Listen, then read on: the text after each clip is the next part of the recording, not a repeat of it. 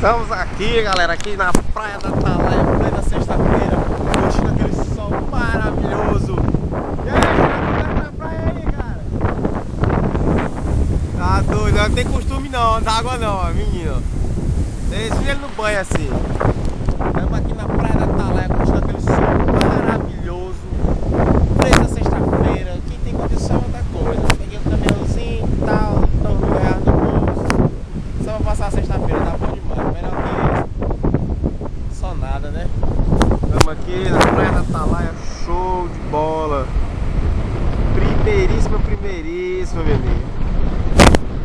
Coisa de louco, isso tá doido. Movimento calmo e tudo. É, né?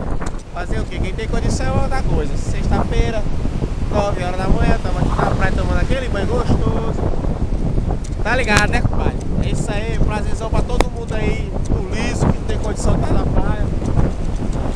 É não? Tá doido? É não, chato? Um abraço.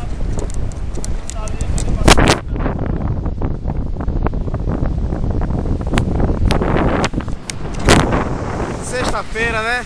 Pra quem tem condição é outra coisa. O cara sai dirigindo R$2.000 no bolso. O que é que tá achando da praia? Vai tá bom. Tá bom? O costume é grande, hein? É. Tá doido? Você falou isso não, falou? Tá desesperando, já tô começando a desesperar. Ah, Maria, tá doido, não falou isso não.